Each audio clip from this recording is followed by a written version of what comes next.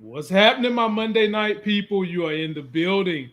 Life Gains team up. We found J Mo, the real J Mo, the one that's still alive. And in between J Mo and me, in between the sausage fest, we had to go find a diva. Is there a diva somewhere to be found? Where? Oh, there's one. If you need a diva, she's right here in the middle. Your Nita the favorite diva. one. The only one, ladies and gentlemen, the first Nita, What up? the What up? first diva of YouTube. So how y'all feeling tonight? First lady was good. Was good. Okay, Good. call it. Well, Good ladies to and be back. gentlemen, I'm glad to have you guys back, man. This is a great show we're going to be breaking down. It's got a lot of buzz from the fans, and they want to hear what we got to say. But before we get into it, let me just make sure everybody know what we got going on. Be sure to subscribe to not just my channel, but to Nita's channel, to Jay's channel. Links are in the video description of this live stream. And also, J-Mo has a podcast. So in case you can't hear the whole entire live up here, what we do tonight, you can go to J-Mo's podcast and check it out. And if you like any of the gear you ever see me wearing, Shop Life Games, you can check it out. Without further ado, y'all, let's dive into it, man. Let me give y'all the opening clip. And I already know what it is. You need to know me like a book. J-Mo probably know what it is. Marinating.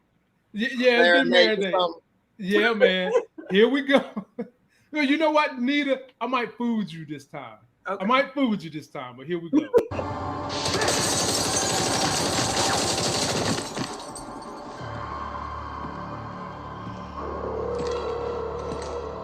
Here, kitty, kitty.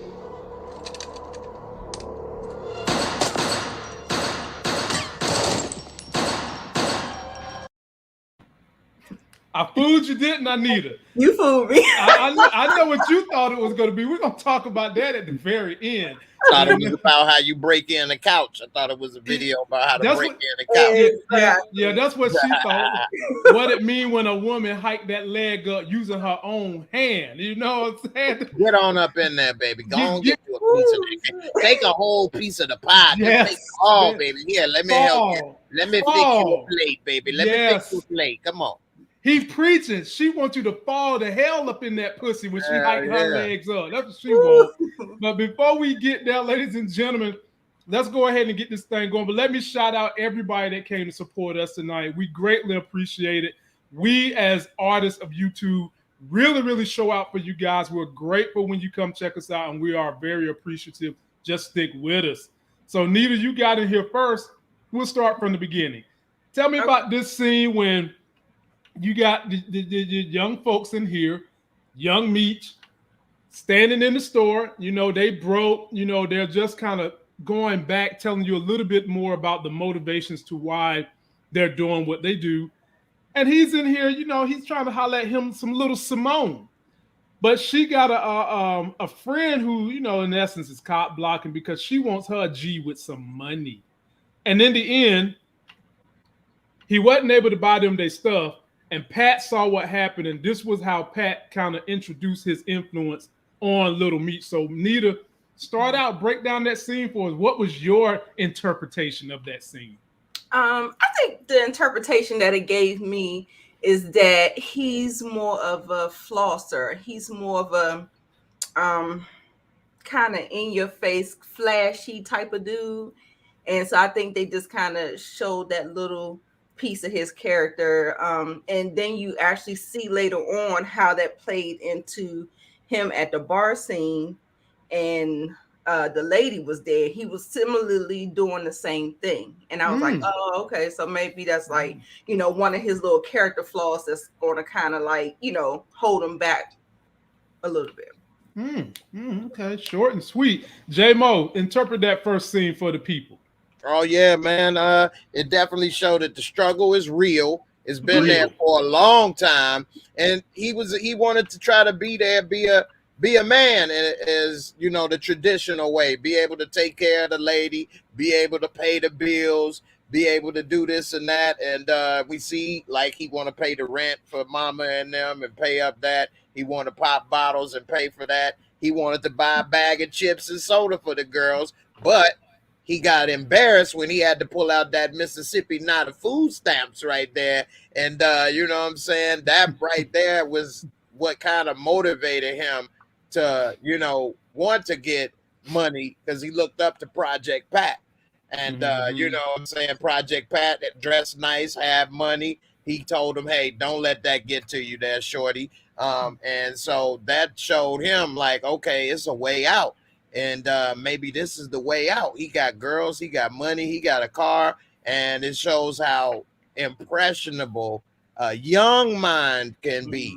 So when you 10 years old or younger and you see somebody able to do those things, it's different a lot of times than an adult when they see this type of stuff or exposed to it. But, you know, even though he had both parents, they didn't have it like that. And, you know, it was embarrassing. It hurt his heart. You know, he was a independent spirit, you know, coming up. So, I mean, even when you do have both parents and you have money, we oftentimes see them kids doing stuff like committing suicide, all kinds of stuff. So, you know, it just takes a lot. It takes a village. It takes a lot of connected communities to really help young people stay on the right direction, or at least get on the right direction and stay there. And the community that connected him, as you can see to this day, was this dude right here, Pat. Man. Yeah, Project Pat. Project Pat. All right, J-Mo, coming your way now. So they done found themselves a new stash house north of the 8 Mile. Only people that know about this stash house is the brothers, B. Mickey, Kato, and they big muscle dude. And when we get into the house, we see that it's a nice crib. You know, they in the burbs now. You know, they got places to hide all they loot, places to hide the drugs. But they got one problem, J-Mo. They running low on their supply. Break down this scene for us. Well, I mean, this show right here that they really need to get that connect. And although Pat telling them that they ain't ready, they need it. And I mean, Meech, they probably is ready, because, you know, they do got a little infrastructure. They got the Stone Burgers, Meals on Wheels, you know what I'm saying? Working out there. So, you know, and then he actually is doing good managing his money to be so young at what, 15, 16. He got a house. He thinking of having it out in the burbs, away from the hood. You know, he actually living better than his mom and daddy is right now. Yeah. You know, and then he had it laced with the leather furniture, you know what I'm saying? He had the damn big screen TV. That was luxury back in the day to have that TV. So you know, I'll see what he doing. He doing pretty good for his age and what he trying to do. I'm gonna give him his little props and his credit, what credit is due. So you know, I like it. I like that. His move. What'd you think about it, Nita? Seeing the new stash house and him kind of sweating. Where the hell is Mickey? What the hell is up with Mickey? Right. The thing about Mickey, I do not trust him for some reason. I do not trust Mickey at all. Even with what happened, even with what happened with him and Kato, you think it's worse now to trust him? At all. But you know what? Jay is right. That whole stash house in the burbs was it was genius. The people in the hood not looking for it there. So that's how you know you got a mole. And I think he's going to B. Mickey and Kato is going to be on his radar, because they've been making some foul moves and just things that's not trustworthy. So, you know, he's always questioned Kato. He never saw it for Kato. So she's always going to be on the list. But B. Mickey, just that little scuffle that they had, and then how he did J-Mo, I just think that it's just a recipe for disaster. It's coming up. So he's definitely going to have to put the press on him, because like I said, nobody knew where that house was. You know what I'm saying? Nobody. But you know what? I tell y'all all the time. I remember in the game was about following people. It was always keeping your eyes on people. So Yeah, Lamar could have had somebody looking out and following them to where they go and all this other stuff. That could have been possible, but I don't know. But yeah, good point that he's making the right moves, got the money. Yeah, I think he does a good job for himself. Okay, cool.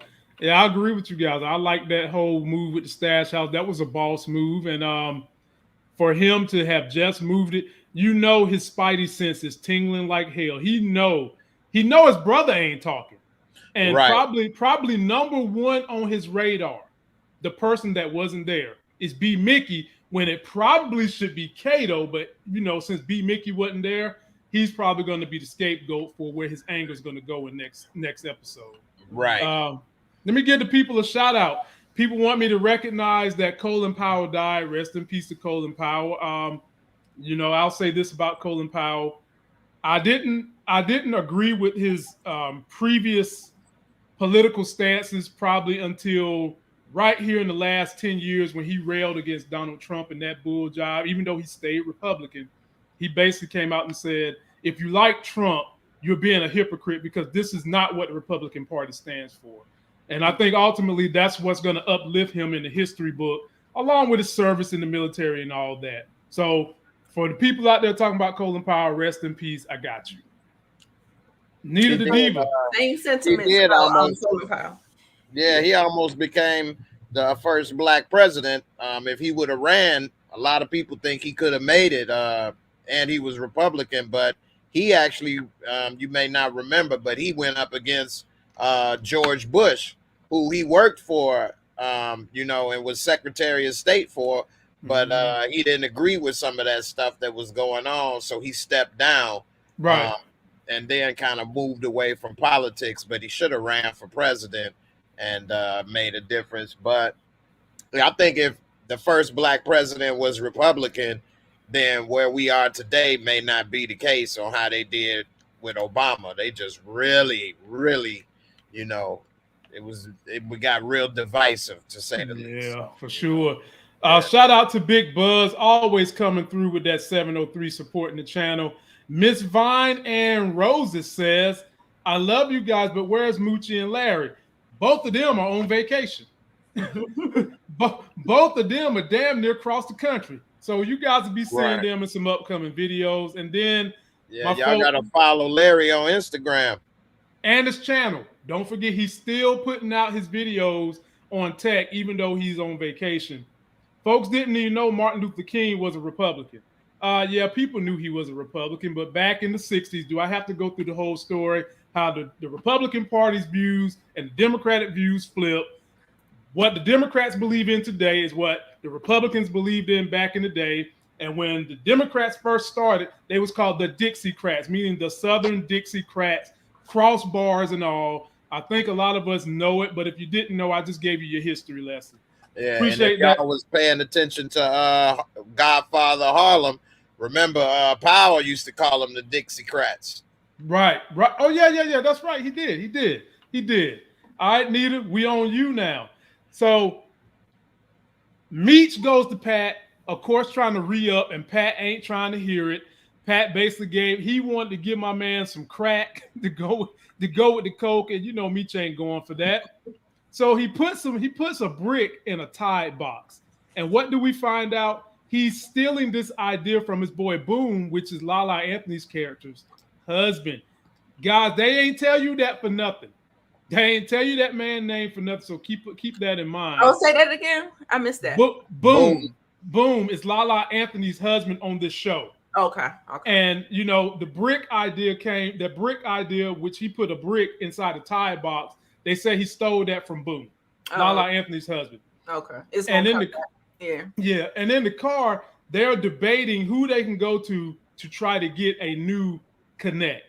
Meech wants to go to some hood dude named K9. The dog pound. The dog pound. Southwest T is like, go to Rock, who tried to proposition me. So my homegirl Nita the Diva, the one true diva on YouTube. Tell us how you feel about it. You know how to get Game of Thrones on you, the one true diva on the YouTube. First diva of the crew. Right. So I don't think the wisest. I'm usually with Meech and his ideas, but for some reason that one just kind of rubbed me the wrong way. Now, with Meech and this whole thing with Pat, this thing is about to turn real ugly. I think Pat is right. He doesn't have the infrastructure. He needs a little bit more organization. And even though he has all these great ideas and he know how to pull the product, but all that stuff comes with more money, more problems. So you just like how Rock was kind of like flailing in raising Canaan. You have to have that infrastructure to kind of like, really like, because say like if he had all that and he lost all that at the stash because he don't have nobody to watch the stash, you know what I'm saying? So he has to, gear up and gain his infrastructure before he can try to start handling. Well, I mean, I guess if he has the customers, obviously, because they're saying that they got 2 more days worth of product, and so they just got to look for somebody else. But I would go with what Terry was saying, because usually I'm not really a big fan of him, but he's been kind of giving me. I'm kind of like swaying on him just a little bit. Talking about Southwest T? Yeah. Okay. Not Southwest. Yeah, Southwest T is who they wanted to go to. Who T wanted to go to, right? No, T wanted to go to Rock, which was Pat's right-hand man. Oh, okay. And Meech wanted to go to some dude in the hood named K9. Right. But see, they did a switcheroo. I swear, I knew that scene was going to turn out a different way, but it didn't. I was like, oh my God. So yeah, they did a switcheroo on me. So yeah, oh boy. No. What in the world? We got the diva tongue twisted. J-Mo jump on in there, man. Yeah, man. I mean, I know they thought they was doing something, putting it in the Tide box. What this young Negro gonna do with 1 box of Tide walking out? Not even a bag, no receipt like that. Man, this was genius. No, it wasn't. It was still obvious what the hell you was doing, but it's better than walking out with it in your hand, like right. But if he walked out with a whole bag of little knickknacks or something, then that's different. But we'll see how it work out. We already saw what happened to Marvin Hagler. That's who gave him the bag and the thing. Marvin Hagler got his, you know what I'm saying? He got knocked out, TKO. Looking like another thug, TKO. Fella. J-Mo and Nita, when they gonna learn their lesson? Why is it that the right-hand people of the kingpin keep thinking they can make side deals with everybody else, and it's not going to get back to them? Right. Come on, man. Right. We just seen this in Raising Canaan. Yeah. We seen it in Power. Yeah. And that's the thing what people do, period, is when they next to the man or they get access, instead of being able to talk to somebody, whether it's legit business or the street, communicate, talk with the person. But instead, they like to do things behind their back, set up stuff on the side, be sneaky, and then when it come back to them and it don't work out, then they be salty or they got their wig split. Right. And look, I'm wondering, is that what the other guy from Raising Canaan got, Dean's man? Is that work he got too? Yeah, you talking about Booty Tang? Yeah, he got work. He got where homeboy had all these damn girlfriends trying to come to North Carolina. Couldn't even get across state line. Boy, he got that work put on him. Boy, they took that Pootie Tang vest off. They You know who I think dimed him out? Who's that? The store man, the guys that let them in to have the meeting in the store. Oh, you think he down to? Why would he do that when he's down with Meech? How else is he gonna find out? You think he found out from the higher up? No, I think what you said, they used to have people following they men's back in the day because they couldn't trust nobody.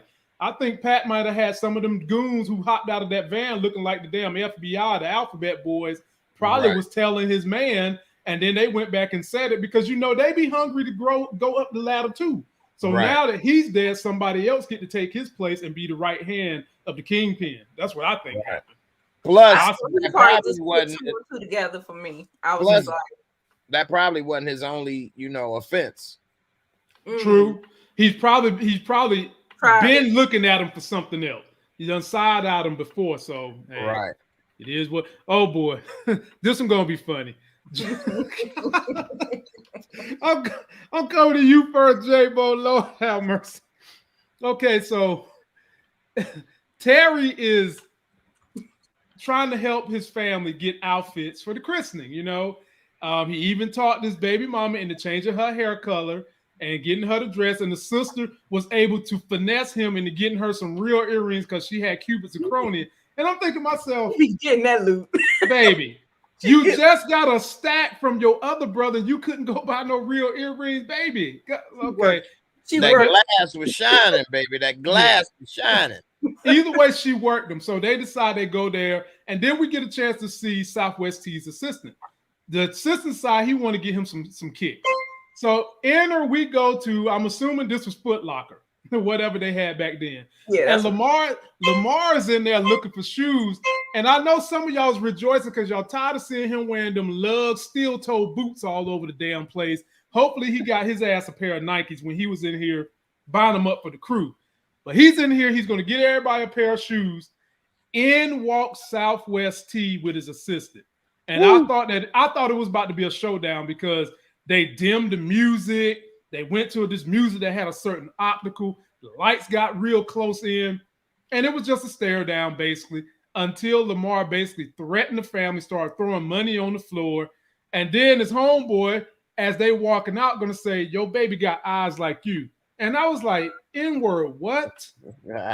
you trying to say my baby can't see out of one eye? I was like, bro, you going to pay for that. You going to pay for that. But J-Mo, you get this whole scene to start out. Talk about the whole scene. And hopefully Lamar has got him some tennis shoes. I'm tired of them boots. Right. Them boots been made for walking. They need to walk on up out of here. Walk on by. Exactly. You know what I'm saying? But he about to get these damn track shoes. He about to wear them out. But this is before the days of Jordan. But anyway, one thing that I'm gonna say is that I'm tired of seeing kingpins in these shows not have security with them, or they're not paying attention. We never saw Ghost or Tommy really having like 2 or 3 goons with them wherever they go. You see Southwest T and Meech walking around. You just got shot between the eyes, and you walking around with Urkel. What are you doing? With your family, with your newborn baby. Right. You need at least 1 or 2 goons right there with you. You ain't even paying attention to who in the store. Y'all going to the same neighborhood Foot Locker. You ain't got even going to the suburbs or, going into a different rotation. Why are you going there? I'm thinking the same thing. Like, dude, you in here with Bentley, Puff Daddy's Bentley little son, right? Strolling you and your family. You bigger than him. He ain't protecting you from nothing. So I'm like, this got to be his account. This ain't no muscle. This is but you in public places with your the baby mama and your sister. Caught you with your drawers down. Right. I mean, because if they wanted that smoke, they could have got it all in that setting if they wanted it bad. Yeah. I mean, they was mob deep. They had him as the shook one. I mean, it was about to be a rizap, and you know what I mean, and not a good one. It was gonna be a nursery rhyme because it was about to be a rockabye baby. He was not paying attention. He should at least been looking, so he could have just decided when he saw them in there. Hold on, let's go do another store right quick. Right. You know what I mean? But he just walking like he ain't got a care in the world. Not a one. Neither. Take it over. And can we also say, can we keep Lamar away from nursery rhymes too? His ass up here twisting nursery rhyme, gonna give the baby nightmares and shit. Right. She ain't gonna be. She loved it. That's my version. Love that story. Yeah, I'm sitting up here like, bro, you out here butchering Humpty Dumpty sitting on the wall, talking about how you robbing the stash house. But need to take it away. Dude had me hot. Yeah. What transpired in this episode, in this particular scene, is it showed me that Lamar has a weakness for kids. kids, and family. That is going to be his Achilles heel. So you must have saw my review because I said the same thing. I said his weakness above women, way above women, is this little girl. Children. That little girl is his weakness for sure. Yeah. So yeah, he gets real soft when he see the kids. So, but I don't think Lamar got the shoes. I think the soldiers. I don't think he got the shoes. Man, those are like his Michael Myers boots that he like. That's his thug uniform already. That's his uniform. You're right. That's right. His thug Michael uniform. Myers got the mask for power. He get them dusty Timbos. All right. It seems like they always show them. Don't they always show them like every other scene? Every other scene, he coming in there with them damn boots on, man. Like, bruh. Boy. Oh my goodness, man. Wow. Who picked up the money though? Probably the sister, probably the little sister. Yeah, that white right. Like, right. Little sister, like, you know what? Damn, this y'all ain't gonna pick this. I'm gonna scoop it right on up, put it in my piggy banks. You know what I'm saying? They had piggy banks back then. That's what I'm gonna do with it. Wow. All right, Nita, we're gonna come your way now. Okay. Now I got to take you to the police house, Nita. You ready to go? Can I take you to jail? Can I take Nita the Diva to jail? Here we go. So locked up. We back in here with this Fed bitch, and she is just breaking down the whole entire scenario. And they actually got receipts. I told y'all last week. Lamar in there playing peekaboo and shit, nursery rhymes. So I just keep him away from schools, because this nursery stuff don't go into his head. He playing peekaboo with Famel, and she clearly, the homeboy in here clearly said they got him on tape leaving the hospital the same time Famel discharged himself. And now what up within here, Nita, you had Coach Kopp and his partner basically going back and forth about, you know, what do the 50 boys know, what do they not know? And then you got her saying, we're going to twist the gears on everybody. Nita, take this scene for me. Here's a picture of your boy without seeing his boots. He almost ain't recognizable without the boots. Right. Yeah. You know, I'm still trying to wrap my head around these cops and everybody just trying to take these little corner boys for so serious. And this is just me. This is just a sidebar. It just seems so petty or something. And it's so low level, kind of.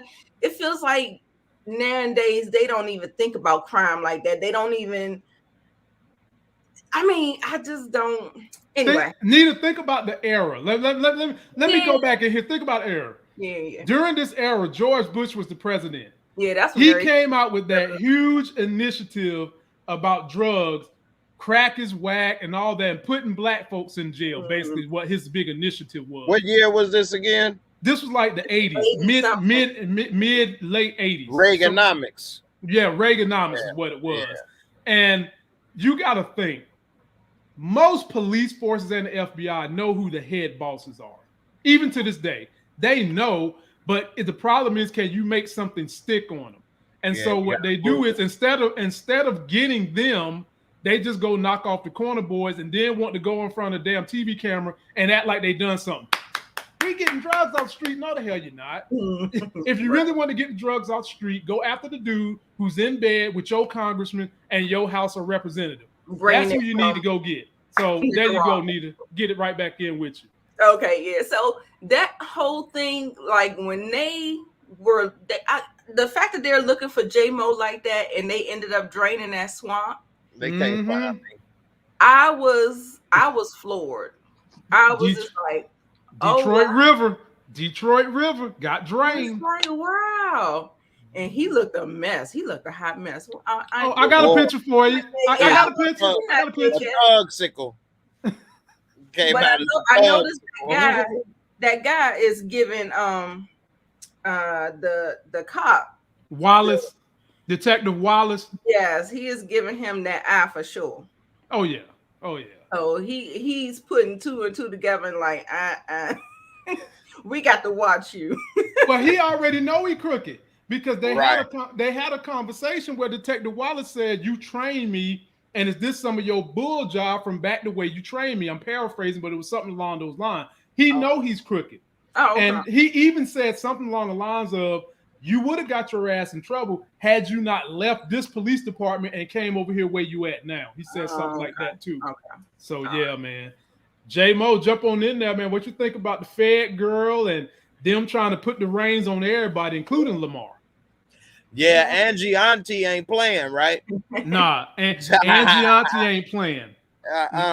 She definitely trying to come put it together. And I said that they were kingpins. What somebody tried to say in the comments, they ain't kingpins. They're kingpins in the area. And yeah, they running stuff. Yeah, like that 50 Boys and Lamar crew. The what are they? 10th Street, 12th Street, 12th Street.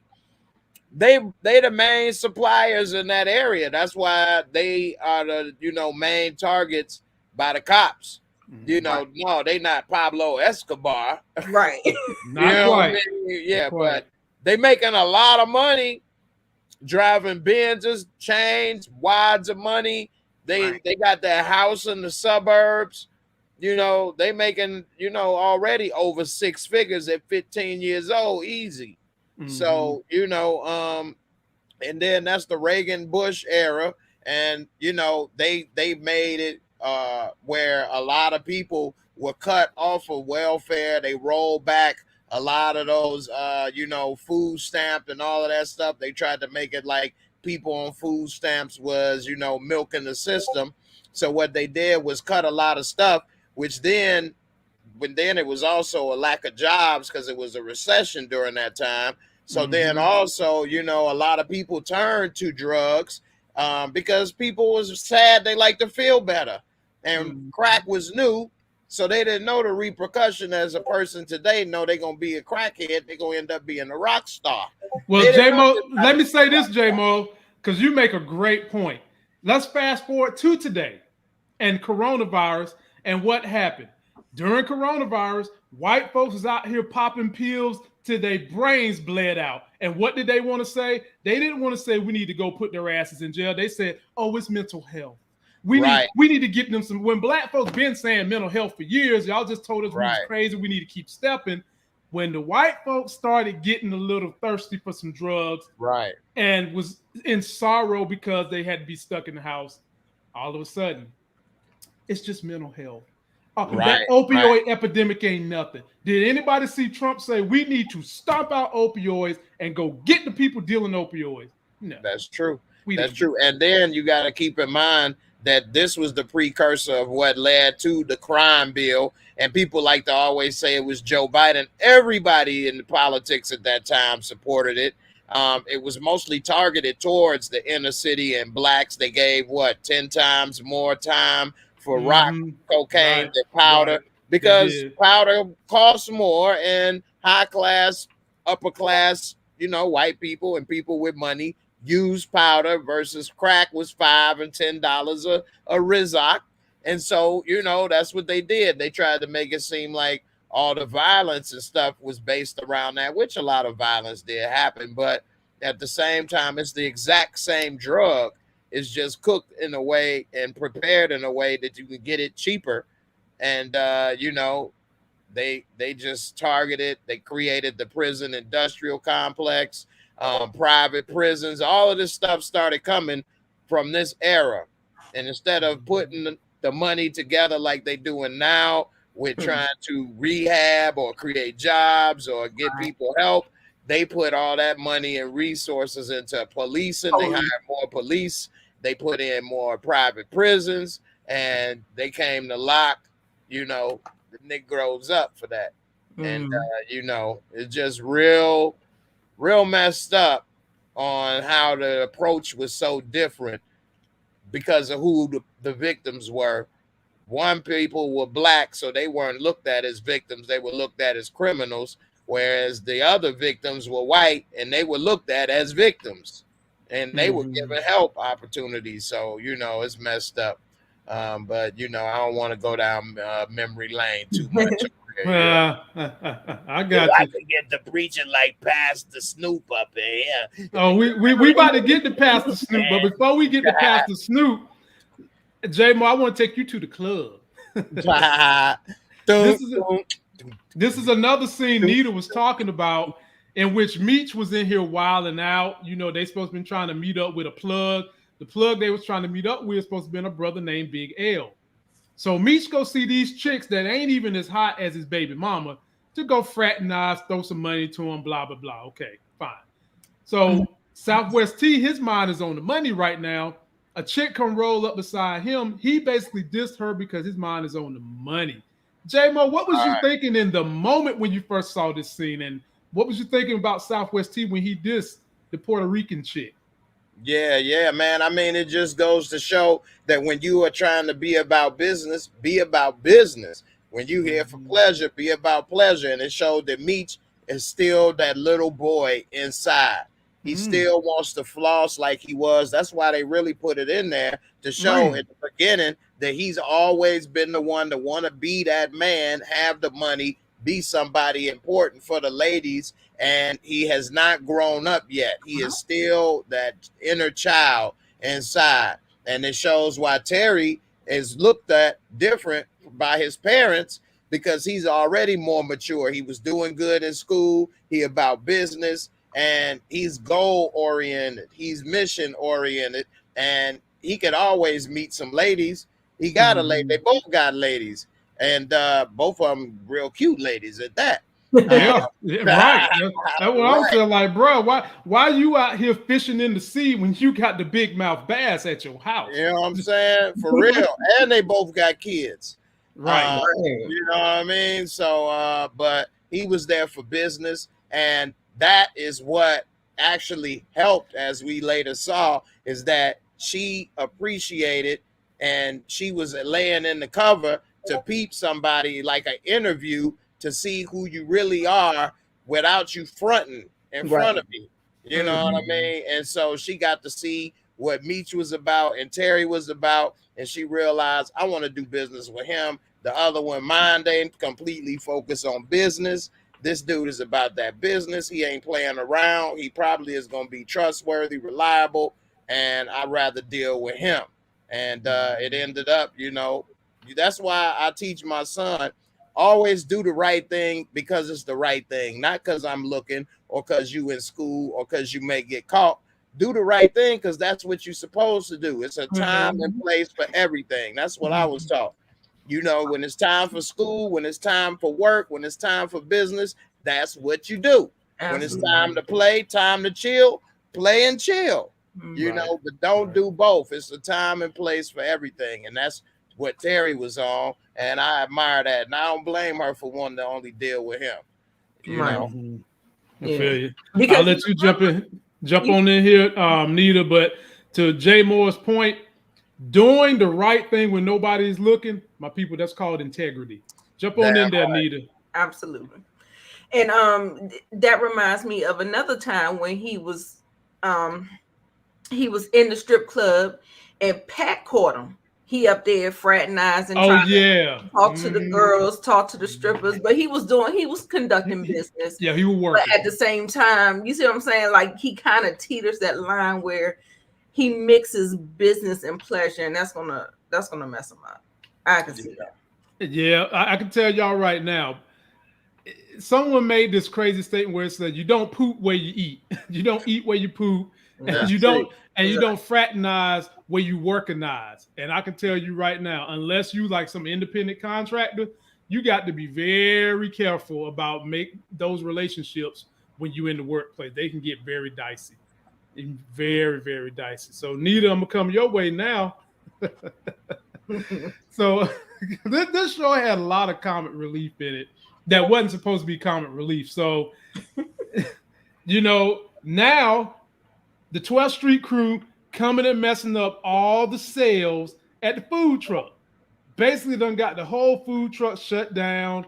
You got Slick and his boys basically saying, you know, let me get that stash number. And basically, homeboy was like, look, I'm lactose intolerant, so I don't want no cheese on mine. I'm sitting there like, you MFers, messing up business. So Nita, what was you thinking when you saw the way they was ruining the plan? And then you knew Kato was there, and you know Kato has that relationship with Lamar. What was you thinking? Right. I mean, I don't know. I gave Lamar the bossed up character of this particular episode because he was making some moves. I mean you can't deny it. He's been making the moves. But the thing is, he wouldn't have the moves to make if it wasn't for Kato. So you know, it's always, that's why I keep telling y'all about Raising Kanan. I still think that boy flipped. I think he flipped, and he gonna be working for Unique if Unique don't go to jail. But I think he's gonna have an end or something. For some reason, I still just think that, you know, he let him go with his life because of that. Because he would have to watch his back forever. Like, you don't think whatchamacallit gonna want to get him back or nothing like that? I'm sure they will. I mean, you know, that's like it was a favor. I'm telling you, that's it's part of this game, Nita. It's like, this is the trade-off when you get in this life. You gotta always sleep with one eye open. Right. And who the hell likes to do that? Not me. Yeah, luckily Terry already got one built in to stay that way, but bro, you know, you can't sleep with one eye open. You on a CPAP machine. I mean, right. J-Mo, jump on in there, man. How'd you feel about them messing up commerce? Man, it's really got Lamar looking like the smartest person on the show right now. And he give me a lot of Kanan vibes on how Kanan was coming for Ghost. Ben said it. Yeah, definitely. And so, you know, he's able to basically take over one crew and take out the other. And nobody knows that it's him for either case. And that's genius. I know they thought he was crazy because he came out the crazy house. But dude is really on some genius moves right now. And, you know, he's definitely a force to be reckoned with. He's basically accomplished everything in just a short amount of time. He got Cash Doll. He got up in them goodies. She didn't open the candy store up permanently. Busted wide open. Wide open. You know what I mean? Opened it up. And gave him a damn shopping cart, everything. You know what I mean? They gave him a shopping spree up in the candy store. Supermarket sweep. I'll take you to the candy shop. Boy, you know what I mean? He dipped that lollipop 2-3 times in that you know what I'm saying, candy. But you know what I'm saying? And then he's able to get money now. He was broke. First he had to probably work for J-Mo. Now he run the damn crew. Right. And then he took out the competition. I mean, he on one. He's definitely looking like the genius of the show right now. I mean, he did have help with D. Ray Davis and right. Yeah, that's D. Ray Peaches. J-Mo, we're gonna keep the focus on you. So I'm gonna come your way for the next one that kind of ties right behind this. So we get our first introduction to Lori. Ooh, you know, that's my crush right there, man. Yes. That's what I was sitting there like, bruh, you first of all, this your baby mama. You've been ignoring her pages, fratting around with Ren and Stimpy in the club last night. So you're just skipping her page. And not only that, the chick is wearing a Wayne State, which I must say, that's where my wife went to med school. Wayne State up in the Detroit area. Shout out to Detroit. I love y'all. I'm trying to get her to want to move back to Detroit, but she loves this weather in North Carolina, so I might not have. You want to live in Detroit? I would move there in a heartbeat. Just like that. I would move there in a heartbeat. But she ain't trying to deal with that cold weather no more. So my people in Detroit know I love you. I'm trying to get there. But J-Mo, might need to pack a vest. Hey, I got a few. I got a few. J-Mo, he knocks on the door. She lets him in. He asks her if she been getting the money. She said, I've been getting the money. And then she just basically, she just gets right to the game. She's just like, look, I know what you're here for. And a woman got needs too. But homeboy, when you done, I'm going to treat you the way niggas been treating women. Oh, you think you're going to cuddle up with the baby and your wife beat her and shit? Oh, hell no. Give me my baby. get the hell out of this house before my mama come home. Right. J-Mo take the scene, and while he's at it, people, we've got 300 watching us. Can we get 300 likes so we can continue to try to give you guys a good time when we go on these shows? Take over, J-Mo. Oh yeah, definitely, man. Hey, boy, that's my baby. If y'all been peeping, I've been talking about her since Empire, man. That yeah. But she still got it. And a little side note, she in a relationship with Emmett from The Shy, Jacob Lattimore. They've been together for years. So wow. Yeah, it's a nice young little power couple on the rise. I give them a little, props. But yeah, man, young Meech came in, and I don't know why he was complaining. He wanted some cuddle time, which, you know what? I take it back. I do know why he was complaining. You know what I mean? I need a little cuddle time too, because she is packing. Okay, right? Right. For real. She got the goods. Her candy store, man. Woo. Right. And nice J-Mo, do you remember how earlier in the episode when he met with Southwest T to go meet Rock? He said, "Look, I didn't go down on them girls. I guarantee you, he went down on the baby mama. When she went to sit on that bed in the position she was sitting, that told me everything I need to know. Your ass about to be on them knees praying to my little wide double MCA. It ain't the gym. That's what he was doing. Exactly. Yeah, she sat down like she had a plate ready for him. Come on, yes, Lord. I had this. Hell yeah, I done had this in the crock pot for you, baby. Slow cooking. It's nice and moist. Come on, get you a plate. He was like, oh yeah, dinner is served, baby. Nita the Diva, what'd you think about that? She was serving hot plates, hot ales, and then get your hot ass out the house. Right. I was saying when she opened the door, she was giving me Toni Braxton, Halle Berry. She was Love should have brought your ass home last night when you were answering them pages. Yep. She definitely was giving me them vibes. And then I said, well, goddamn. I said, at least the little girl is a good little girl. She put the baby down in the playpen. Right. Her pain. Right. Man, that made me really, really almost like fall in love. Like, I love an aggressive woman coming in. All right, here, I know what you want, baby. Come on. But Jay, I thought about it. Neither I ain't say nothing in the video, but I was like, the little girl's still wide awake, and she ain't crying, she ain't fussing. No, let me try to put L down in something like that, and think I'm gonna take Crystal in a bedroom. Do you hear me? That's on you though. You've been spoiling them, man. It ain't gonna be no love making. Right in that playpen and got it on. And that baby used to being in that pen a lot. You know, my baby used to being in the pen.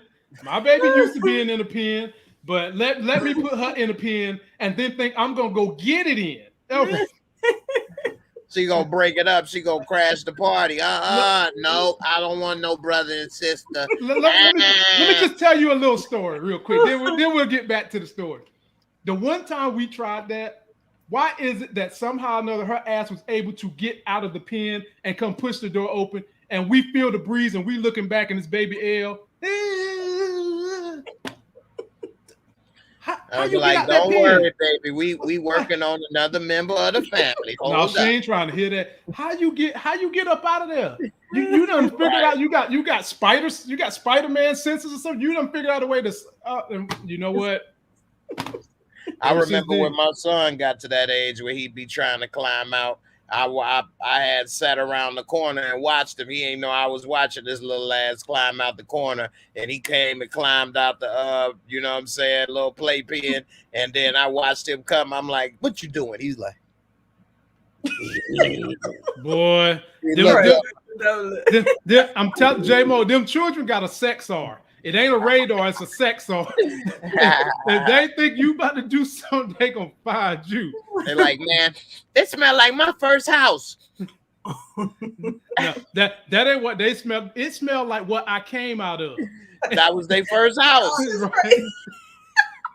Okay, Nita, I'm coming to you, man. Wow. Okay, so now we get to a scene where Snoop Dogg's niece is the attorney. She comes here and says they've got a strong case.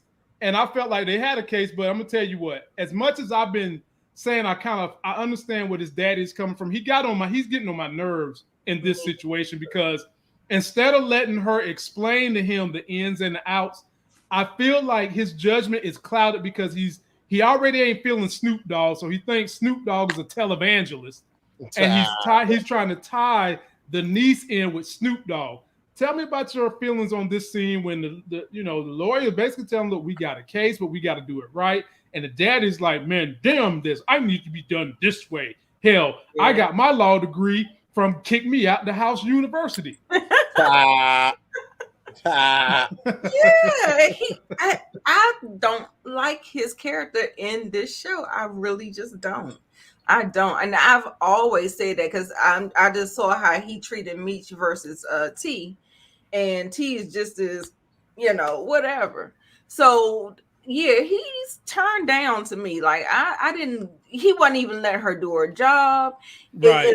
It is something going on with Snoop and his wife. Something back in the past. Is some kind of history there because he is always looking like he don't trust her. He don't trust him. I mean, it's just always this, and then it's trickling over to the interaction with the lawyer because the lawyer is connected to him. And I don't think he had that smoke for her, but I think she just kind of got it, Yeah. Like on some kind of self-righteous BS. But I was just like, I hate for him to play a character that I don't like because I always like him.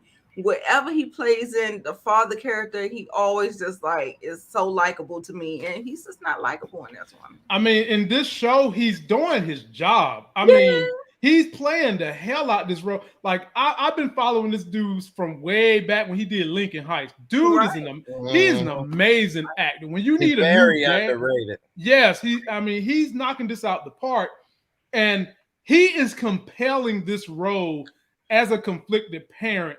As about as good as you're going to find anybody can compel this role as conflicted parent. But the thing is, if some of us know the real story, Dad's going to wind up getting involved. I'm going to leave it at that. Pastor Snoop is crooked, and I'll leave it at that. Having said those things, J Mo, I give it to you. Yeah. I mean, Nita says she don't like him. I mean, I like him. I mean, I like him too. Yeah, I like him. I like him to shut the hell up. Shut your ass up. You know what I'm saying? No, but all jokes aside, he's aggravating, but I understand his position. He feel emasculated. He's actually doing really a lot of self-hate because he knows that he ain't able to step up, pay the bills, provide, and Meech is able to do it. That's his son able to do more than he can. And it ain't like he ain't trying, but he ain't getting the goal accomplished. Your wife is looking at you side-eyeing a little bit, but she's still trying to be there. But pride, can be the fall of a man and a woman. You can't let pride get the best of you. Like they say, don't be too proud to beg. Don't be too proud, you know what I'm saying, and let that get in the face. Cut your nose off to spite your face. And that's exactly what he did. Exactly. Some people say he the only black man mad because his bills is paid. It is a chance for him.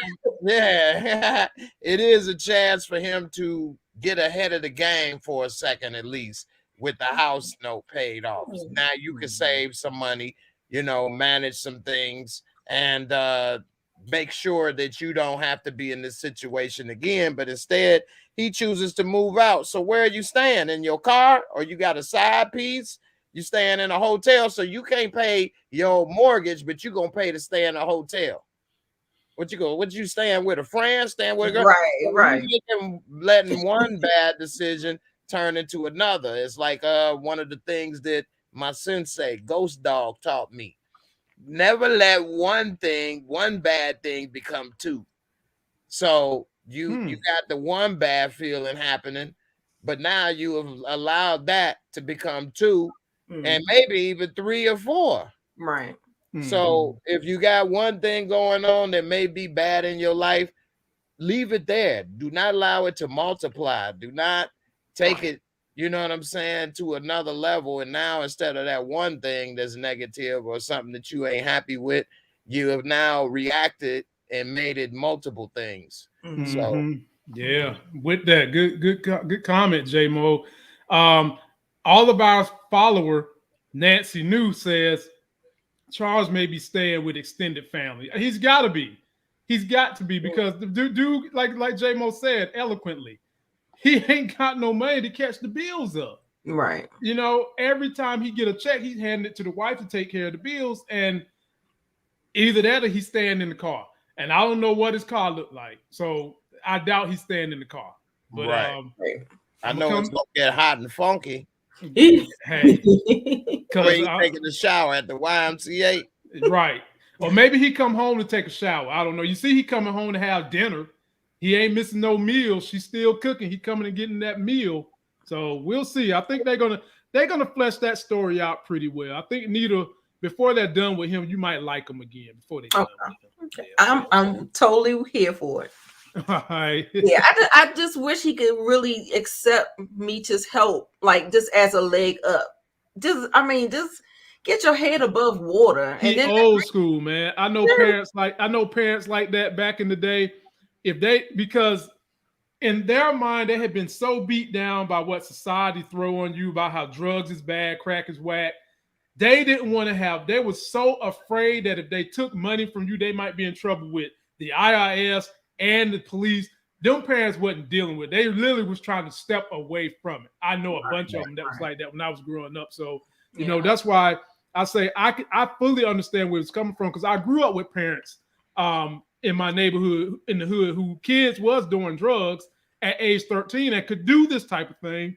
And the parents basically kicked them out. So I kind of know where dad is coming from and can feel his pain. But he's going to have a turnaround, Nita. So you just hold on to your horses. Hold on to them.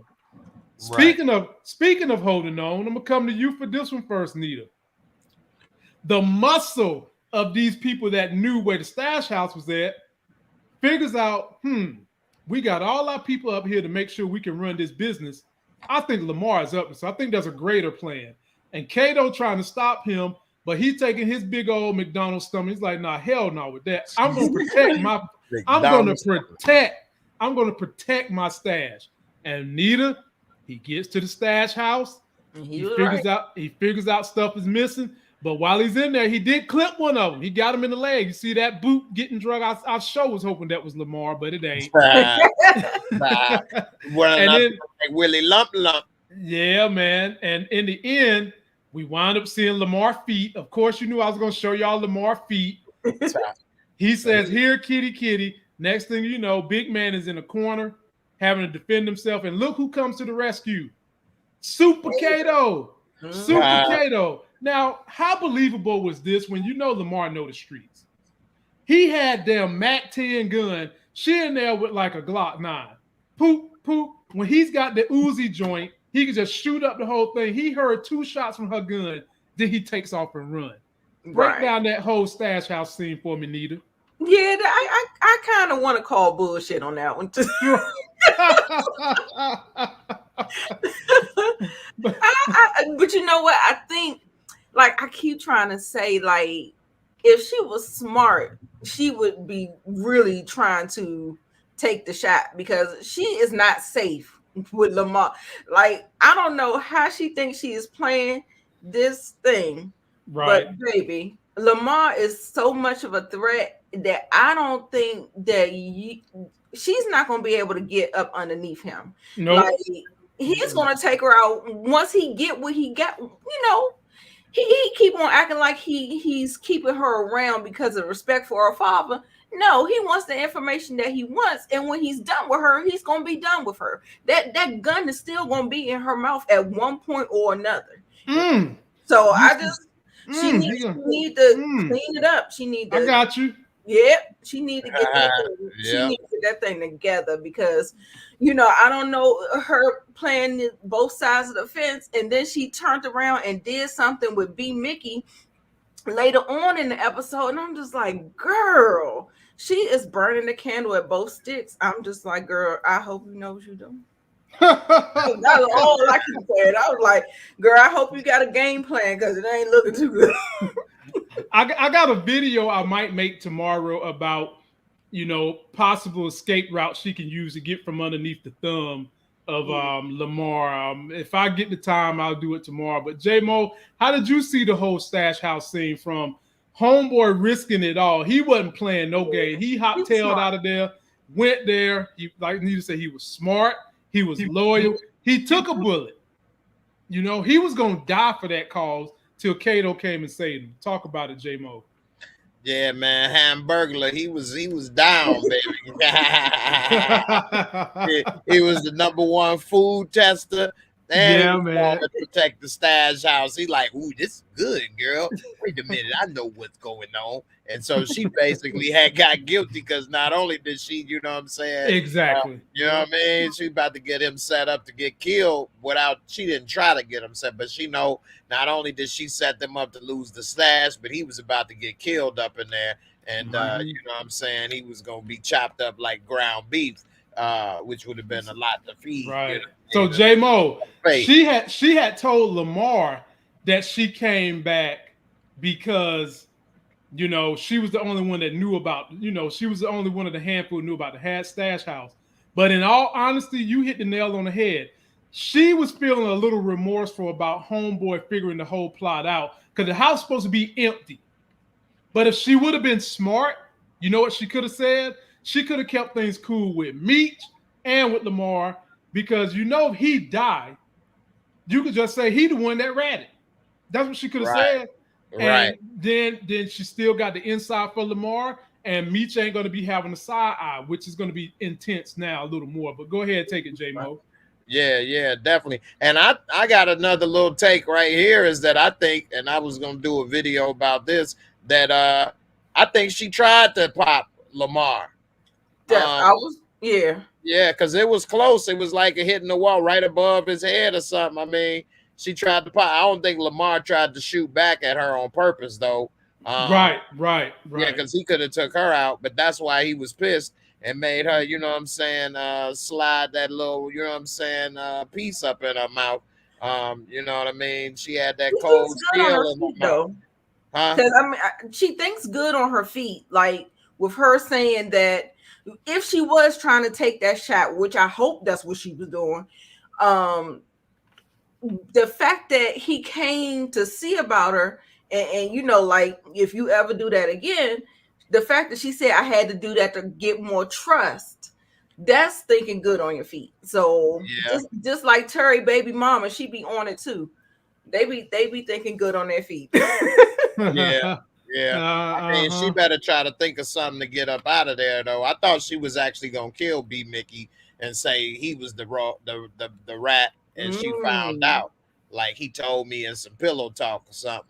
Because you know what I mean. She in trouble. They already don't trust her. She did get a lot of trust and respect for trying to save. You know what I'm saying? Poke Chop and Chunky. You know what I'm saying? She saved him like some leftovers. And, and so you know what I'm saying, that made him want to vouch for her because he knew he was about to be cooked. And so we'll see how long that lasts. But I like that name, Miss Freaky Like That. That's what I'm talking about. I was gonna say something, but I'm gonna let it go. I'm gonna let y'all single folks handle all that kind of business. Thank you, Miss Freaky Like That. Yeah, beach girl freaky like that. She said she pretty as hell, girl. She freaky like that. That she freaky like that. Hey, sound like we got somebody that want to go get them a plate. Right. Nita, we got somebody want to get them a plate. But shout out to Savannah Rivers for the super chat. I missed it, but I just seen it. Shout out to Savannah Rivers, Amore Dupree super chat. But finish up, J-Mo. Oh yeah. Shout out to Savannah. Savannah, on my show a lot as well. So glad to see you coming through. Support, my brother over here, Lamont. Appreciate that. Much love. Yeah, definitely. And I mean, that's all as far as that. I'm wondering how long is it gonna last. Tell me, Lord, why you take Big Kato? So confused, not knowing which way to go. Okay, I feel Pour you. out a little liquor. Here we go now with this is when they introduced Detective Wallace, who we learn his backstory. He's been buddied up with Coach Frederick Kopp. Douglass. Yeah, Right. Man. Coach Copper.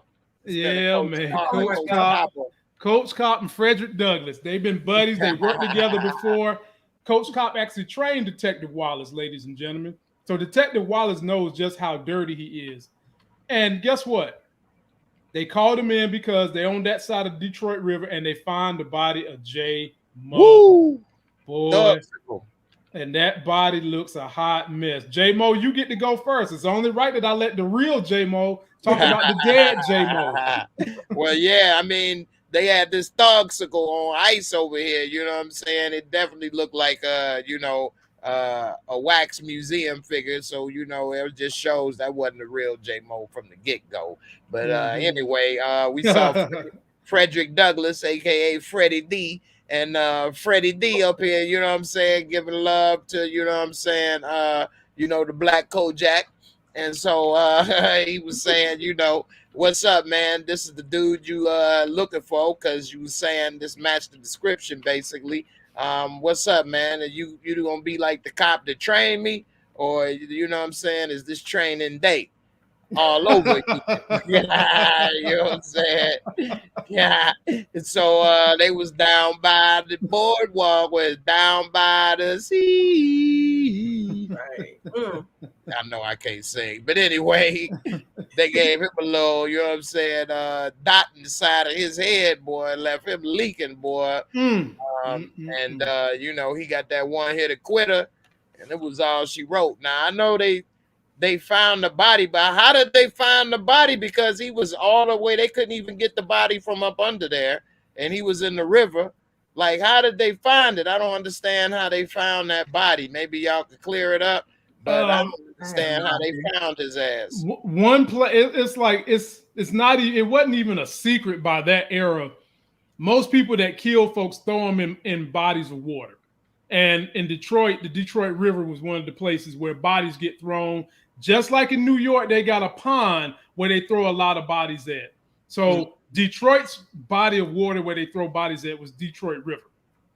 Okay, I was just wondering. I know that's why they getting sick. They got all these damn thugsicles in the water. No wonder everybody was getting sick in Flint and all these other. Oh my Lord, have my God! Need a takeover. Dirty ass water up here, boy. That's like David Banner baptized in dirty water up here. Oh my God! They need a takeover. I'm still trying to figure out how they think. First of all, Frederick Douglass. I'm sorry, Brillo. I'm sorry. Oh my Lord! That's how we do it. We picking on our people here tonight. They got Brillo pads and they Frederick Douglasses and shit. That's what we doing tonight. Woo! Oh my God! It is horrible. It's horrible. That's one thing I will say about this scene. Even J Mo, even though I understand he's at the bottom of the river and he's not gonna look the best, J Mo was a young boy. That man that they pulled out, he looked like, somebody said he looked like Jesse Lee Peterson. You know, the guy off of YouTube. Y'all know they don't look like J Mo. Come on, you look like Vampire in Brooklyn up in this piece. Nita, they have to show some decay on the body. Nita, what do you want to do? What do you want? I don't know. He don't look like that young boy. I'm like, they done aged the boy. Did he have him? No, he didn't look like that. Nita, he been dead. Somebody fumbled the ball. Where is the consistency? Nita, the body been dead. Detroit is known for having fumbles on their team. I don't know how they got the name the Lions. That's all I'm saying. Because they've been lying, talking about their team, and they playing football. They've been lying. They ain't playing football. Yeah, I don't know. I guess he swole up. He swole up, Ron. I don't know. All that water, whatever. I don't know. All I know is it was just a horrible job with makeup, horrible job with hair. Just like that's all I could. That's all I got. God, boy. Let me shout out the. I was too distracted. Let me shout out the super chatter. Rap MDTV says, I like the three of y'all on tonight. I can't get enough BML. It's a good show, my brother. But I need to hear about wanting to move to Detroit. Yeah, man, I want to get there, but my wife ain't having none of that. She ain't trying to go back because it gets so cold that you literally can be alive and then your ass be looking like this. That's how cold my wife claimed to get in Detroit. You could be alive and walk outside and be looking like this dude right here. Now, see, Nita, what they messed up on was his goatee and his eyebrows. That's what's messing them up. If they would have fixed that, they would have fixed that a little bit, then he wouldn't be looking like little Richard Marley as much as he do right here. I mean, I understand he did and all, but god damn, that was just okay, dude. I'm gonna come to you first on this one, Nita. Because right quick, you sound spoiled about the winters, man. You don't know nothing about these Midwest winter time, huh? I love cold weather. I'm the only black I'm the only black male that I know that is willing to take a trip to Antarctica. I'm the only black male I know that'll go there. I'll go there tomorrow. You and Matthew Henson. Hey, he can come. Long as he bring the heat, he can come. I don't care. Long as he brings some heat, we can go together. Woo! But Nita, yeah, man, I want to see the aurora. I want to see the lights. I want to see the animals. I want to feel that cold air only for a couple of days. Then I want to come back home. So one of these days I'm gonna go. And I think if the way it's going, it won't be around too long. So yeah, you might have to go ahead. Yeah, 20, 30 man. years, it'll be gone, maybe. Let's hope not. Let's hope not. Nita the Diva, I'm gonna come to you because can I take you somewhere again, Nita? Can I grab your arm and take you somewhere? Where you want to go? Let's go to church. Okay, let's go to church. Hallelujah in the name of Jesus. I'm here to preach a sermon, a christening, to bring together this family because they got this baby right here who need to be brought before God. And Snoop Dogg's giving this sermon. I'm just laughing the whole time because first of all, it's hard for me to take him serious, but I actually like him in this role. I think he's doing a fine job. It's just funny to see him. He calls out the families. He's talking about who's going to be the godparents and Meech and the sisters there. They're going to be the godparents or what may have you. And T is having flashbacks. So this whole episode kind of had a theme of dealing with kids, from Lamar and his daughter to when they first encountered T in the Nike Foot Locker store, picking on T's son, till now T is having flashbacks of his baby boy in a grave. Right. So Nita, I'm gonna let you pick it up from there, but I'm also throw this in for you. After they done with the ceremony, look who shows up. Coach Kopp and his partner to pick them up. To pick up Meech, and Snoop Dogg gets in the way with all his rings. He really looked like a televangelist right here and said, "What, you got some warrants? We in the place of God. You ain't doing nothing." They just disavow him. Pick it up, Nita. Yeah, this was a funny scene to me. only because of Snoop. Now, what I did like is how they kind of, because I was a lot of times when I watched BMF, I'm not really sold on all of the acting and all of the just the things that they do, like the way they set up the scene and the things that they do. It just kind of, sometimes it feels forced. It doesn't feel quite right. But I really did like the scene. I hope it wasn't any foreshadowing on that baby. I hope not. I'm hoping that Terry is just having a hard time with the whole traumatic thing that just happened and he, was just a part of. And I mean, that's the whole thing that's what I like about this show, is that they kind of show the conflict between, growing up in a household and having a moral compass, like, really not really wanting to get into the violence of it all, but they kind of have these ties to church. So I kind of like the way they kind of showed that conflict in that scene. That's where I got that. The conflict with the church and the way he was raised and the streets and what can happen in the streets. So, like I said, I can't take Snoop seriously. You say you like him in the role. I'm not That wig is horrible. Yeah, but see, that's exactly what I expect from a pastor that's going to have a Rolex and a gold ring on every single finger. I expect this ass to be up there looking like Al Sharpton. I expect him to be still wearing Jerry curl, and it's 2021. That's how I mean. That's exactly what I'm expecting it to see. So that's why I said dollar in this piece, baby. What's up? Creflo Dollar, my man, I'm here to preach the prosperity doctrine. You understand? Right. And I'm gonna give it to you, J Mo. But for Snoop to be this kind of a pastor, I thought the church was small. And when you get outside, this is when we have the daddy basically was gonna come to the dinner.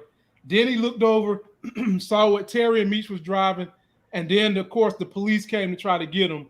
And he was like, "Nah, I'm not coming." I give it to you, J Mo. Yeah, I mean, the daddy is a broken man right now. Mm-hmm. And I feel bad for him. He's handling it wrong. Because instead of just keeping it as, like I said, one thing and dealing with them, he's now brought it on to his wife and his daughter, and now he couldn't help. So he just basically gave up and left and kind of like abandoned everybody, don't want to be around. And, he made the situation worse. And that's just going to leave room for Pastor Snoop to come on up in there and lay hands on his wife and have a little prayer circle. You understand?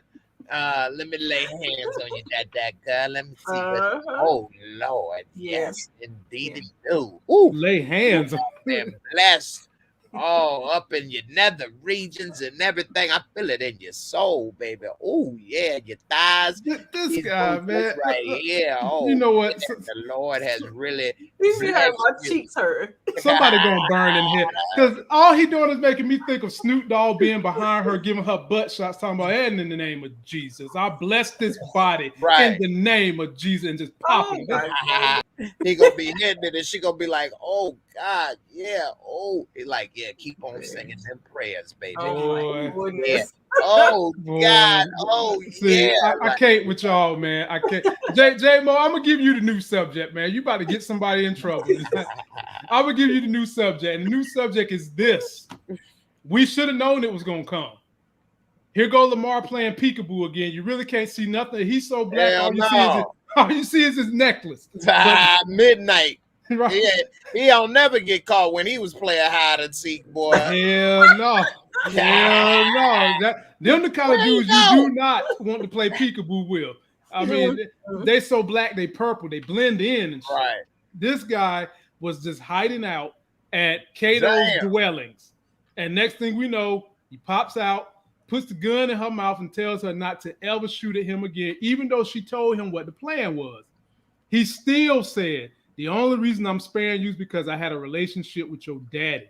So J Mo, take it away. We got the backstory of what's going on with Kato and her relationship with Lamar. Yeah, definitely. We see right there that that daddy must have had some type of major role or influence in his life, because he definitely is given a lot of respect and props to her, although he is misusing it by getting her to rat on the crew, but he didn't kill her. And what everybody say about him, one thing is for certain: we haven't actually seen him kill anybody yet. He just beat up some people. And so a lot of people think he may go and kill Cash Doll one day, or he may try to kill, well, we know Meech and Terry don't get killed, but he may try to kill somebody in their crew or something. And I'm not saying it ain't the case, but we haven't seen him kill anybody yet. And he's real calculated. And, he was in that corner looking like Dark Man. You know what I'm saying? He came out the corner like Dark Man, baby. You ain't know where he was. He didn't blend in, boy. Yeah, man. Chameleon over here. You know he had that original cloaking device. yeah. Had to call him Moonlight. Right. That's the only way you can see him when the moon is out. That dude. So Nita, I'm gonna throw you a curveball. I'm gonna let you pick up where we left off right here, but I'm gonna add something else to it for you, Nita. just for you because you're a diva, and we like divas around here. So after that incident, Kato is shook up. She's frazzled. She's scared. She runs straight to the arms of Mickey because he wants to get them fickies in her Vicky secrets. And she gave up the draws. But here's my question, Nita. You a woman, and I was giving man lessons on my review yesterday, talking about friend zones and all kinds. Fellas, I be looking out for y'all. I gotta watch it. Did she give up the draws, Nita, because she was afraid, or is she using this as a tool to control B. Mickey after she already done told him, I can't sleep with you. What I'm gonna look like in this crew if I sleep with you? Or was it Nita a combination of both? It's the latter. She's using it as a tool. Because, like I said, like this is what's getting me about it. Because a lot of they're feeding you little breadcrumbs. Like they said something about her father, but we don't know what kind of role he played. We see her infiltrating their crew, but we don't know how she got involved. Like, was this the big play all along, or was this something like she kind of fell into? Because she seems like she always is thinking a little ahead, trying to figure out how can I secure this. Like I had to, fake like I was shooting at Lamar to gain their trust. And now she's making this move when she clearly didn't want to make it at first. But now she's getting a little desperate because of how the things are playing out. And so what she knows is that she has to get B. Mickey on her side, be able to manipulate him, twist him and turn him, because he already stuck up for her. He was like, no, I don't think she did it. I don't think she did it either, because so did Pork Chop and Pork Chops and Chunky. And B. Mickey said the same thing, right? So a little added layer, like that pillow talking, getting more information, because she's not going to get it from Meech and T. I think they are really going to cut her off. But she still may have an in with B. Mickey, and they don't know that that's what's going down. But I think that's what she's trying to do.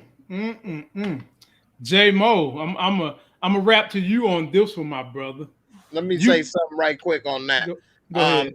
She got a little delicate dance, that she trying to do between both camps. And, the dance that she's going to is the Monsters Ball. And what she needed is somebody to make me feel good. And so she just had a traumatic situation, just like when Holly had that traumatic situation where her little Pork Chop almost died. Well, he did die, but this little little chopper almost ended up dying, and she almost died. She almost had to, slob on the steel.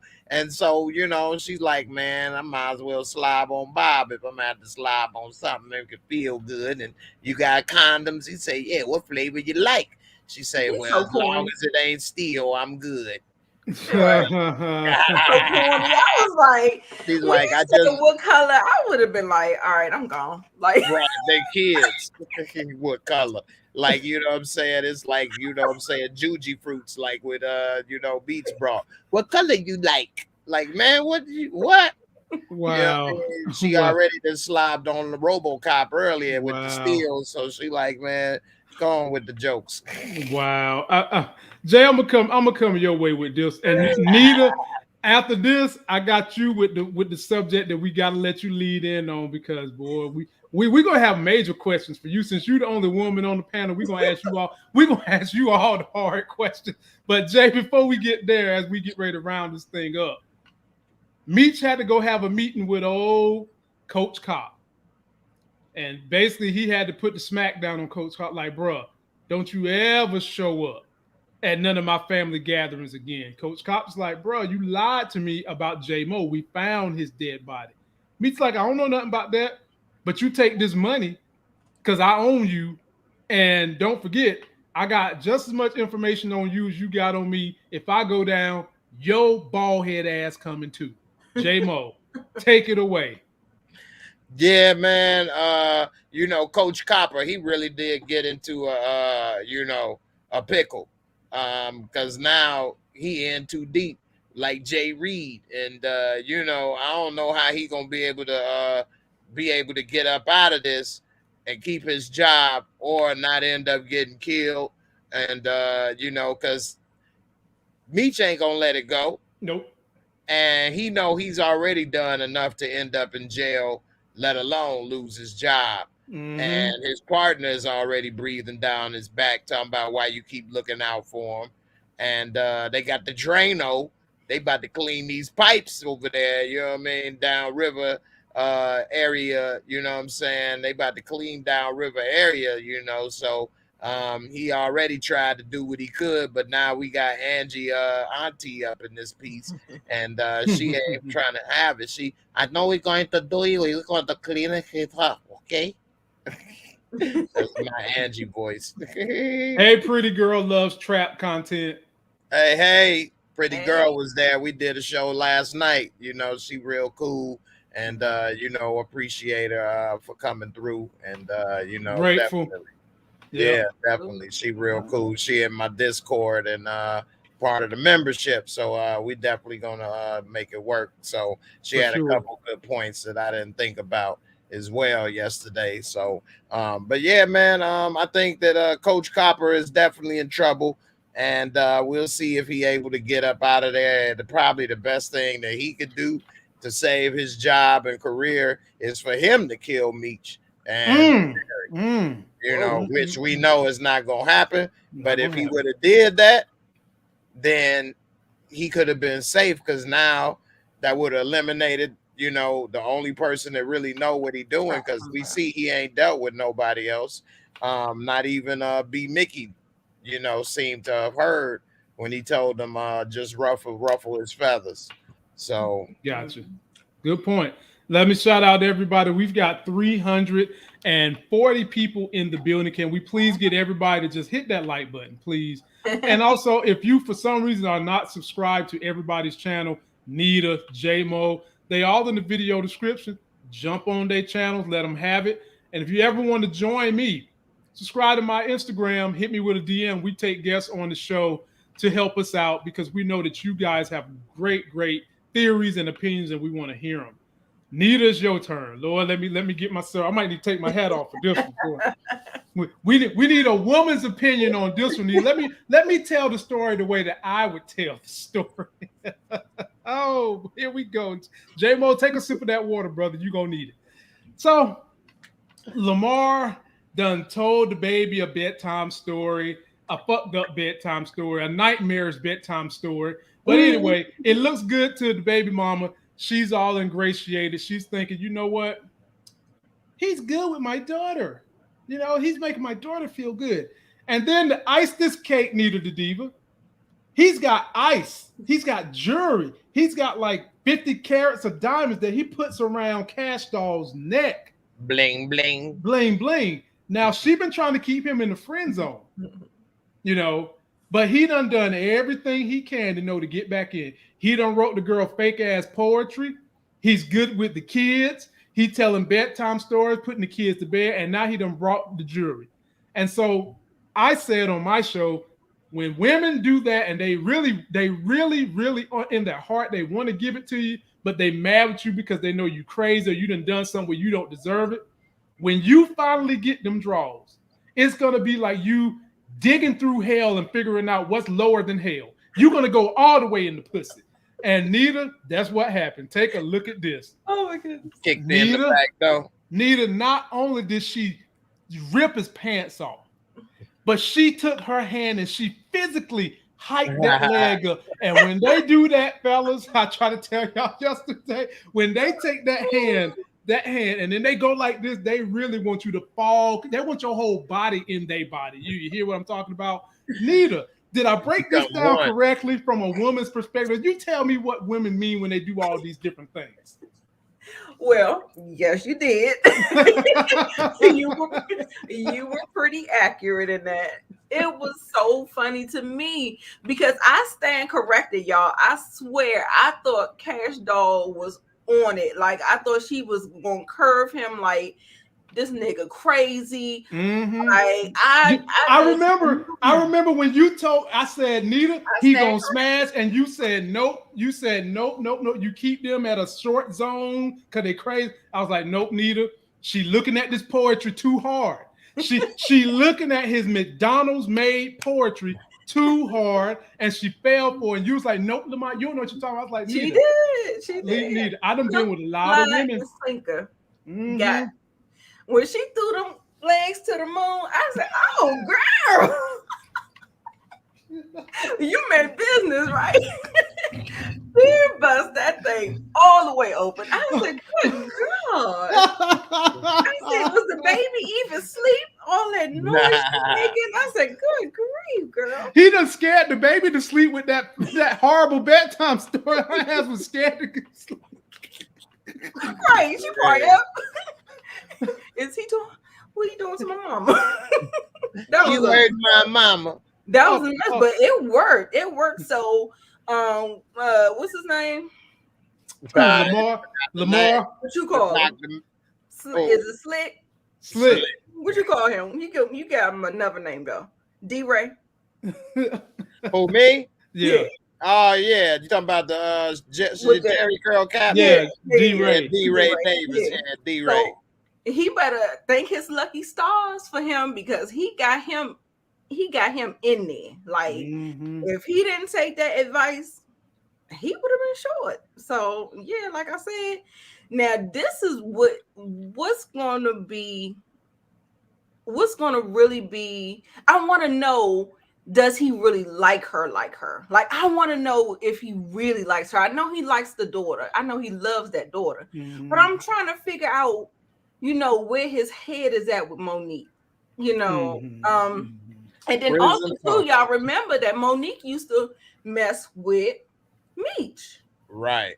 Now that is something interesting that I don't know how that's going to play out. It's gonna be something. I don't know how it's gonna go, but like I said, that family unit is like going to be his Achilles heel, and that's why I want to know, like, where's his like level, like love in love, like he all the way back in or something. So I just kind of, but yeah, it was a funny scene, and I like the way how they showed it through the bed post, through the mirror, through the bed post, through the mirror. Yeah, they really was letting you know what time it is. And shout out to Sweet November coming through with a sweet super chat, $5. We appreciate it. She says prison pumps.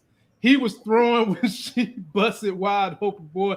Not only, fellas, did she take that leg, and let me illustrate, because the illustration do it better than I can tell it.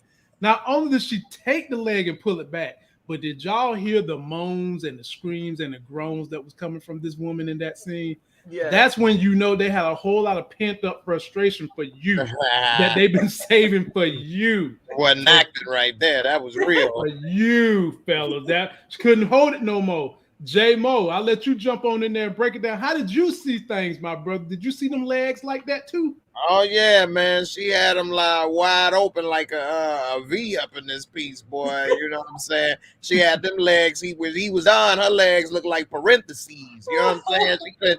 She couldn't keep them together. She tried to walk bow-legged to the bathroom. But one thing I am going to point out that I noticed, all right, is that he should have been at Foot Locker getting this girl a pair of shoes. Go back to that picture. Two little toes then got smashed the hell up. You see them last baby toes? Damn, girl. He should have got her a chain and some damn size 6, 7.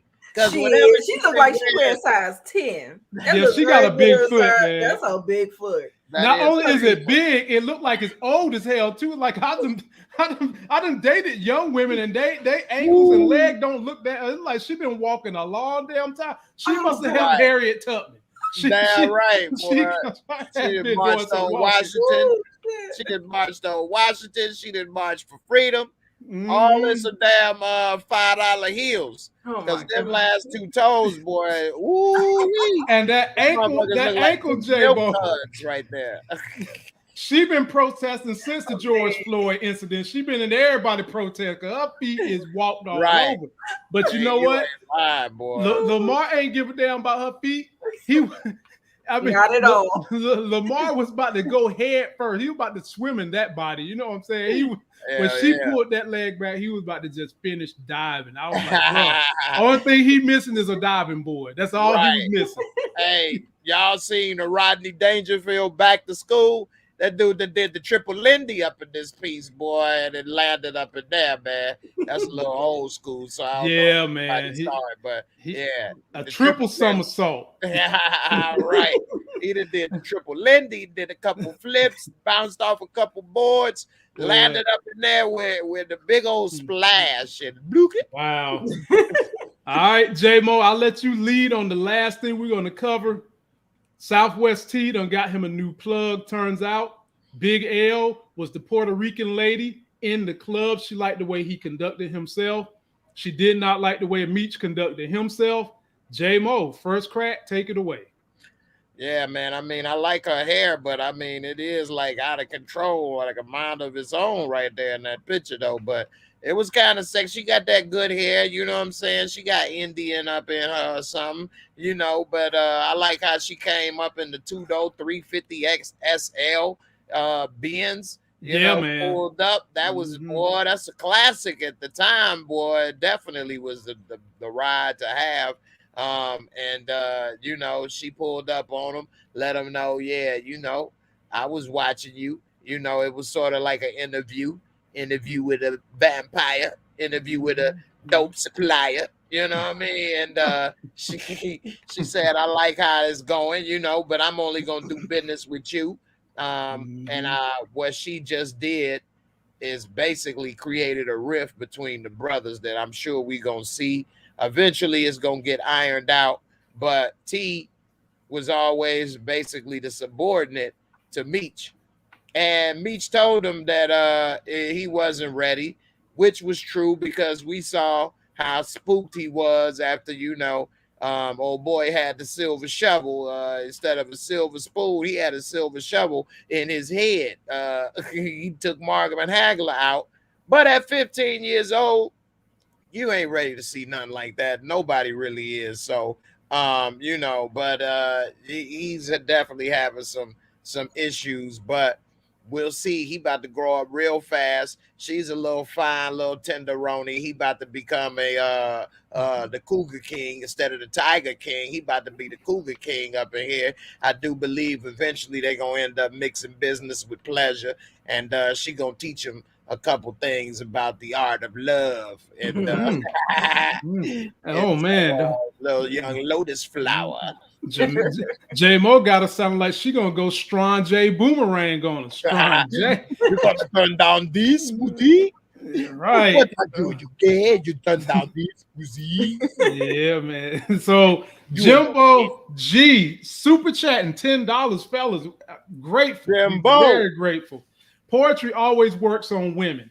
It can get you into some places you never would imagine. It sounds like a man that's got some experience. Hey, shoot me a poem I can act like I wrote. Notice how Lamar ain't beat her stuff in like old girl in the bathroom. Right. No, you can't beat no stuff in on the couch like you beating in the bathroom. You can't do that. Yeah, that was his practice. That was his workout. Yeah, exactly. So now, he's ready to go. Right, because he done been in jail. What? He was in there for 2 years and ain't getting no nut. He had to get that 1 minute nut out so he can come put in some work on the baby mama. That's all that was. That was like sparring. That was his sparring partner. Exactly. So he had to beat that up so he could, use strategy when it came to pay-per-view. He had the pay-per-view, which was the necklace. Now he got to view all the goodies, and he wanted to make sure he did it right. Shout out to Jimbo. Jimbo, a legend over there in my channel, boy. Jimbo like the SSBBW. Y'all know what the SSBBWs?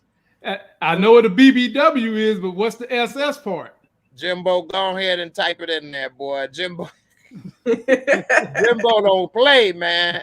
Hey, that's what's up. I didn't know Jimbo taught me, so it's supersized. Oh, okay. Hey, Jimbo, do your thing, bro. Jimbo rhyme with gumbo, and you need a big bowl when you're gonna do that gumbo. I can get with it, my brother. Bows. Now, Nita, I'm gonna leave it on you. Then we're gonna get on out of here, Nita. All what right. was your thoughts and opinions on Big L? And I like her old school feel too. She even got the shoulder pad joints in her outfit. So take it away, Nita. She was a cutie. I said she was giving me Vanity, like from the last Dragon Vanity with the wild. Oh yeah. You can teach me some moves. Right. Hello. Yeah. And then the whole thing, I just like the fact that that she was kind of scoping him out without scoping him out. Like, you know, because you know how people like Meech got the gift of gab, and he's one of those people, and sometimes you don't want that type of interaction because you want to know what the real deal is. So I like that she kind of sat down and kind of checked him out. And I wonder, is this gonna drive a wedge between Terry and Meech? Because I could still see them working together, but he just works with the plug. Right. You know what I'm saying? So I don't think that it should be a problem, but it's gonna probably the brother, the dynamic, it's gonna be an ego. Right. Yeah, so I can see that happening, but hey, you better secure the plug by any means necessary. No, she didn't go Malcolm X. she said by any means necessary. Before Wakanda Forever, this meant Malcolm X. By any means necessary, what Nita said. So wow, right. Man. Secure that bag when he do like this. What y'all didn't know was a bag hanging down right here in his hand when he was doing this. They just airbrushed it out. Well, ladies and gentlemen, it's been a great show. When these two come together, man, we always put on the show. We love to trip out. J-Mo, you going to keep the conversation going on your channel tonight? Yes, sir. Yes, sir. Me and Nita going to keep it going. And I got Pretty Girl Love Trap content going to join us. So I'm going to be feeling like the luckiest man tonight, man. I'm going to have two lovely ladies on each corner, on each shoulder, man. You got the real shoulder pads. That's what you got. We're going to put you in the middle in the next one. Okay. Yes, man, you speaking my language. You put me in the middle. Okay. Well, Jay, if you in the middle, can't nobody hike their legs up like that. That's all right. I'll figure out a way. Oh, God. Ladies and gentlemen, we out of here, man. We done caused enough trouble for one show. Be sure to subscribe to everybody's channel. Links is in the description. J-Mo going live right now, and his podcast is rolling too. Be sure to check him out. Links will be in his description. To that next Sex is Hell video, which will be tomorrow, where we bring Miss K and two special guests on the show. I'll see you then. Deuces. Peace.